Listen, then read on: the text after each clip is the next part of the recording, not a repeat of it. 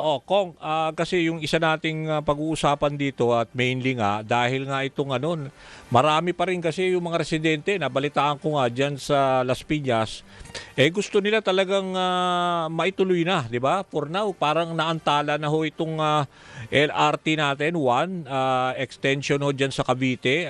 For now, ano ho ba talaga right of way ho ba nagiging problema? Siguro ikwento niyo sa amin na maikli.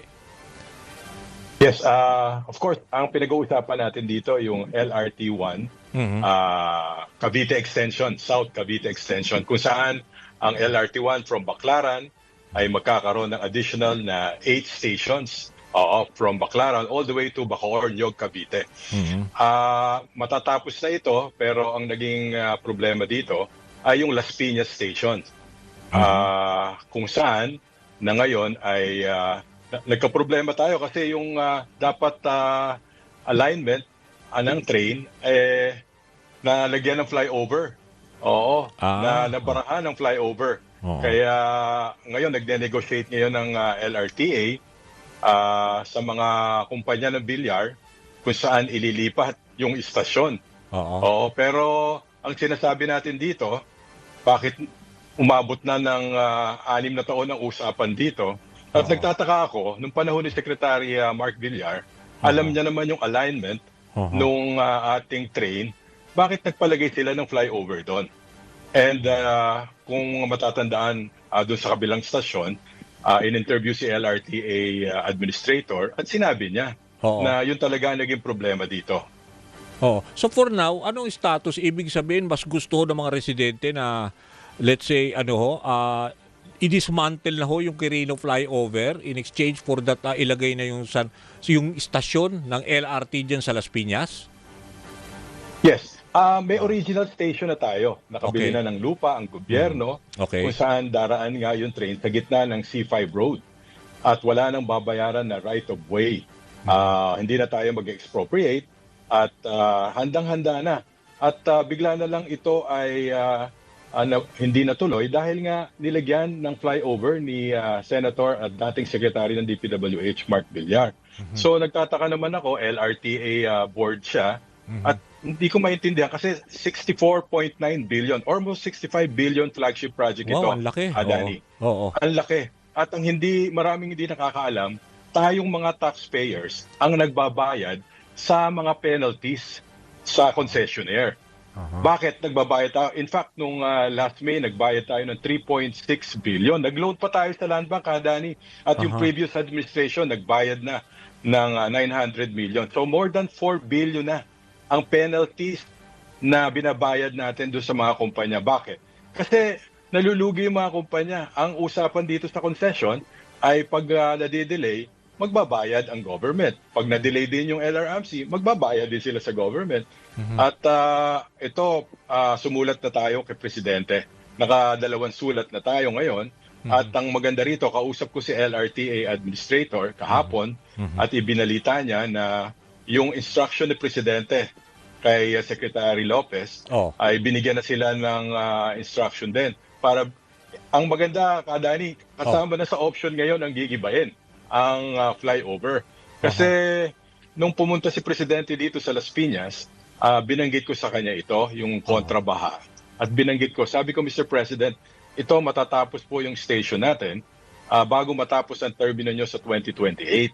At ang problema na lang ay yung pakikipag-usap sa mga kumpanya ng mga bilyar. Inabot na po ng 6 na taon. At tayo po mga taxpayers, Oo. nagbayad po tayo ngayon ng 4 billion, more than 4 billion. Oo.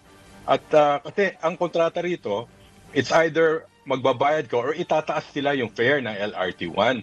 Oo. Oo. Pero sinagot ng gobyerno yung walang fare increase kasi every 2 years Oo. yung Oo. pwedeng mag-apply Oo. ng fare increase dito. Kaya Oo. ito dapat malaman ng mga kababayan Mm. natin, hindi lang dito sa Las Piñas, Mm. sa buong bansa. Kasi tayo nagbabayad ng penalties nito. At ito, malaking bagay ito sa amin sa Las Mm. Piñas kasi Oo. suportado ako ni Mayor dito at ng City Council, majority Oo. of them, na talagang nung election pa, ito na ang campaign advocacy namin ni Mayor April Mhm. Aguilar na Oo. ituloy na ang Las Piñas Station. Kasi Oo. alam mo, ang mga workers sa Cavite, sa Las Oo. Piñas, Oo. hirap na hirap, kailangan gumising ng maaga Oo. at malaking nawawala sa pondo ng bayan dito, yung productivity ng mga manggagawa, yung Yes, yes. investment. Oo. Ito nangyayari lang kasi nagtataka ako bakit si Senator Cynthia Villar naglabas ng statement na wala raw silang kinalaman Yun na nga dito eh. Nakita ko nga. Yan nga. Oo. Oo. Oo. Ako hindi ako naniniwala doon kasi unang-una meron sulat ang Department of Transportation na Oo. sinasabi na sila ang may kasalanan kung Oo. bakit nadidelay at binigyan na ng taning ito permado ni Secretary Lopez Oo. at ni LRTA chairman na sinasabi dito sa letter na ito na sumagot na kayo kung ano talaga mangyayari. So, alam mo kitang-kita dito yung nagtataka ko yung potential conflict of interest. Oo. At syempre, mga negosyante sila. Yun ang mahirap sa mga politikong negosyante. Mas inuuna nila yung negosyo kaysa doon sa serbisyo sa bayan. Oo. Kaya dapat tigilan na ito. Ituloy na pero ang nagtataka LRT lang ako fund. kung this has been going on for the last 6 years. Ibig sabihin, may direktiba na rin pala sa DOTR at saka alam na rin ng Pangulong Marcos. Bakit hindi ho nila, let's say, para maintindihan lang ho ng ating mga viewers ngayon, kailangan mag-give way yung sinasabi nyo, yung Quirino, di ba, na flyover, para magawa ninyo yung istasyon ng extension ng LRT1. Yun na nga yung sinasabi nyo from, di ba, Baclaran to, Bacoor, Cavite. 8 stations yan. Yung Las Piñas Station, medyo nakatenga dahil nga merong yung Quirino flyover na yan. Oo. So for now, nagbabayad tayo dahil nga dun sa hindi ma-create na 4 billion pesos na taxpayers money. Nagtataka lang ako, bakit hindi mamanduhan at pirmahan ho ng mga kumpanya ho ng bilyar na maituloy na ho yung project na extension ng LRT1. Oh. Hindi ko rin maintindihan. Kasi alam mo naman ang politika kasama dito, ang mga impluwensya ng mga politiko dito.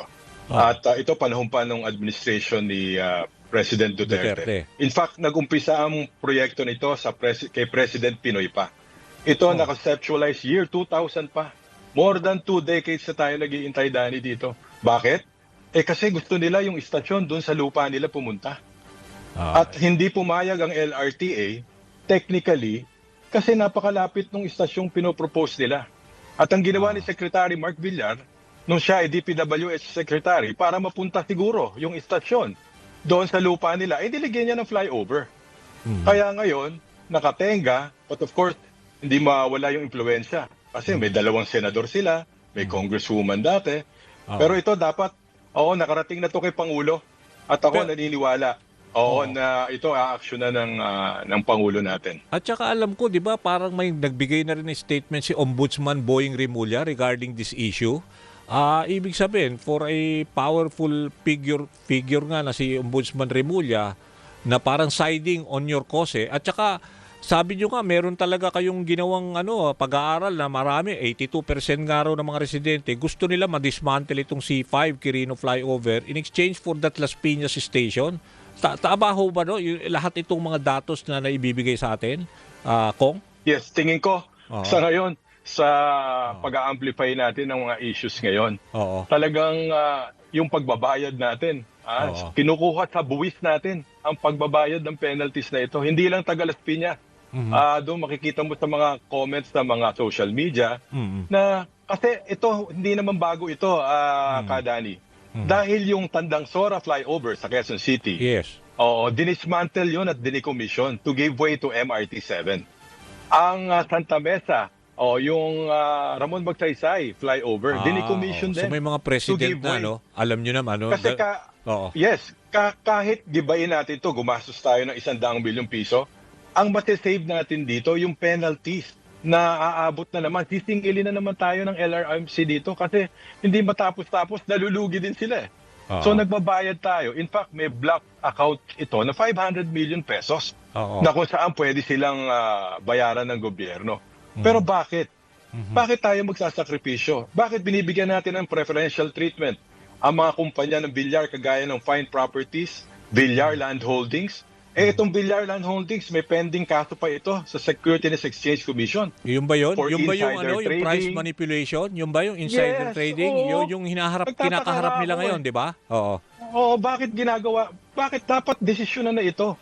Masyado nang naargabyado ang mga mamamayan ng mga kababayan natin dito. At ito, dapat desisyonan na sa lalong madaling panahon. Okay. Para kasi matapos Yeah. na ito. Okay, assuming Congressman, let's say biglang nagkaroon na nga ng desisyon, no, na i-knockdown yung 'di ba, yung sinasabi nila na Quirino o C5 Quirino flyover. Kaya ba tapusin yan? Let's say itong malagay yung Las Piñas Station para mabuo na itong 8 stations na to. Kaya ba yan within the term ni Presidente Bongbong Marcos? Ang Las Piñas Station ay matatapos before the president ends term. Matatapos ang termino ni Presidente. Yan ay Okay. napakalinaw na pakikipag-usap ko sa LRTA. Kasi bakit? Oo. Habang ginigiba yung flyover, nag-uumpisa nang ilagay ang poste sa gitna ng C5 road. At ang mga poste pagkatapos Oo. nito doon sa Bacoor, kasi na clear na ang right of way doon mag-uumpisa na rin 'yon. Oo. Kayang-kaya na. In fact, ang mga bagon nandun na sa may C5. Oo. Nagiintay na lang. Sila na lang ang umaharang dito. Ang nagtatagal. Nagtataka din ako kasi bakit kailangan magbayad natin ng more than 4 billion pesos Sa as taxpayers penalties budget. dito. Oo. Oo. Pero for now ang kanilang defense, sabi nila marami naman daw na bebenepisyo at saka yung sinasabi nila may problema pa sa right of way. So hindi totoo ito, Kong. Hindi, of way ang issue. problema talaga, Oo. nagkaroon ng problema sa right of way dahil nilagyan ng flyover. At Oo. ngayon, ang sabi nila, idodonate nila yung lupa ng una. Nung nalaman ko na sisingilin na sila, si LRTA mismo nagsabi sa isang radio interview, nagbagong isip nila na sinisingil na naman nila ang gobyerno. Nung tayo ay nag-ingay dito at si Ombudsman nagsalita, ngayon idodonate na naman nila.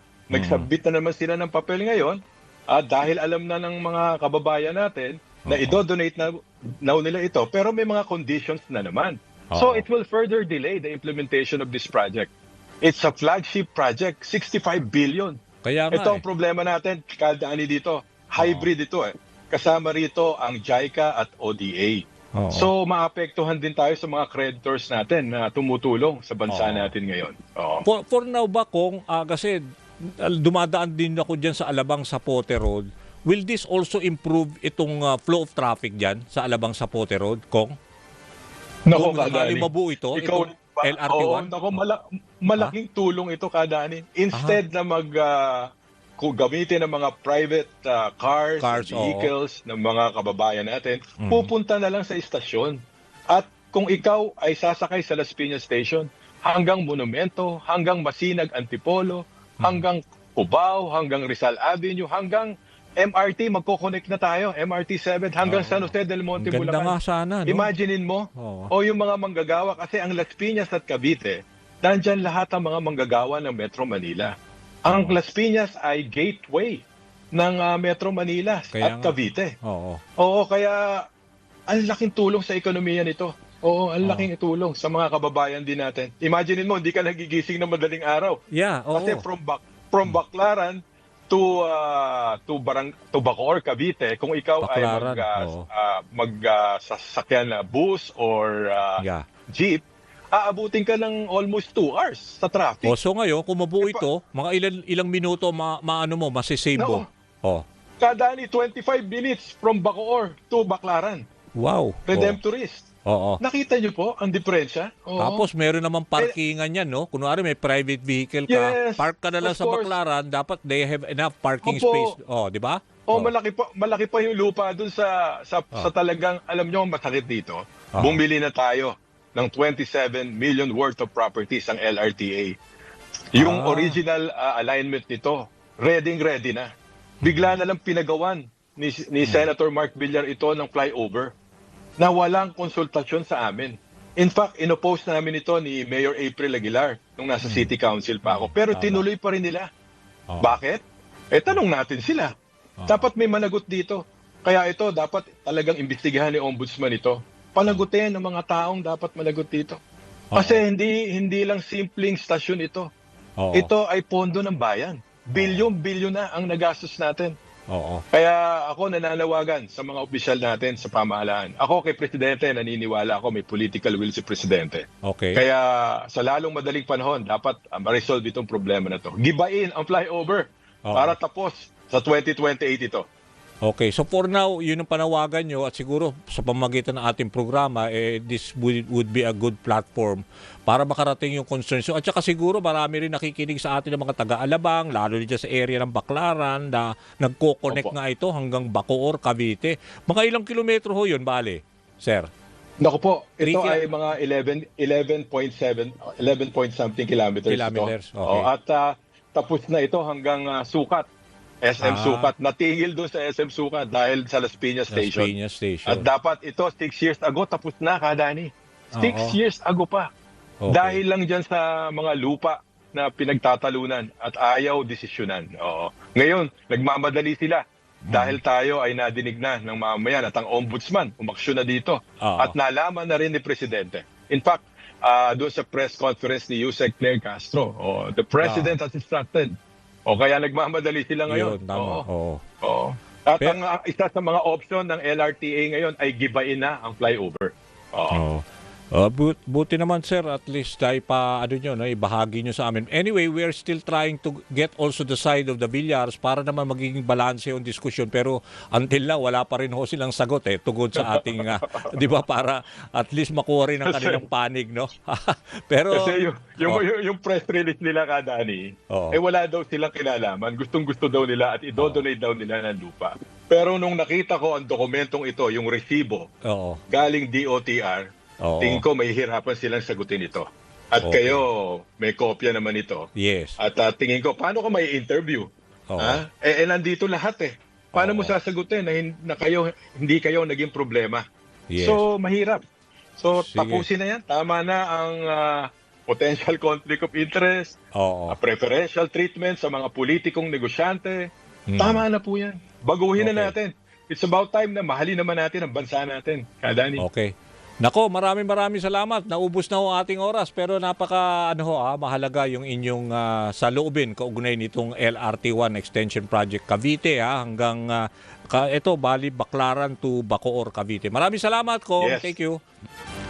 Kadani, salamat. Mabuhay kayo. Okay, mabuhay din ko kayo dyan sa Las Piñas. Yan ang congressman, nag-iisang congressman Las Piñas, si Congressman Mark Anthony Santos. Ako, ang biliso ng oras. Bago ako magwakas, batiin ko lang congratulations dito sa kay Gabriel Aligaga, nagtapos ng cum laude, Bachelor of Arts in Political Science dyan sa UP Diliman.